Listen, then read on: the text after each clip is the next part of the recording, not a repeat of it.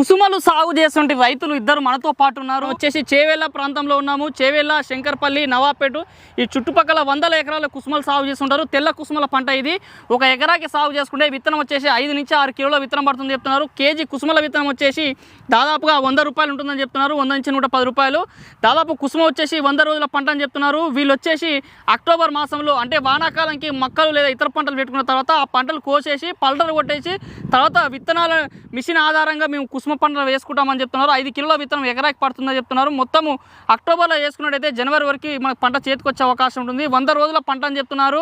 ఈ కుసుమలు వచ్చేసి ఎకరాకి సాగు చేసుకుంటే దాదాపుగా 6-7 క్వింటాల నుంచి స్టార్ట్ చేసి 10 క్వింటాల వరకు కూడా దిగుబడి వచ్చే అవకాశం ఉంది. రైతులు పండించిన తర్వాత మక్కల మిషన్ ద్వారా ఈ కుసుమాని కోసామని చెప్తున్నారు. కోసిన పంటని తీసుకుపోయి మార్కెట్లో చేవేళ్ళలో మిల్లులు ఉన్నాయని చెప్తున్నారు. వాళ్ళు కొంటామని చెప్తున్నారు.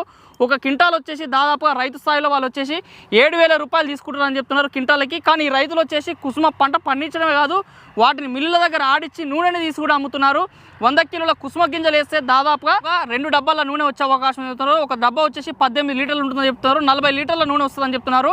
ఒక డబ్బా మార్కెట్లో నూనె పట్టించి అమ్మితే 5,500 నుంచి 6,000 ఉంటుందని చెప్తున్నారు. దీన్ని బట్టి 2 డబ్బాలంటే దాదాపుగా కింటాకి 12,000 రూపాయల ఆదాయం వచ్చే అవకాశం ఉంది. ఓన్లీ గింజ తీసుకుపోయి అమ్మితే మాత్రం 8,000 7,000 మాత్రమే వస్తుంది. కానీ నూనె ఆడిస్తే మాత్రం 2-3 వేలు అదనంగా రైతుకు వస్తుందని చెప్తున్నారు.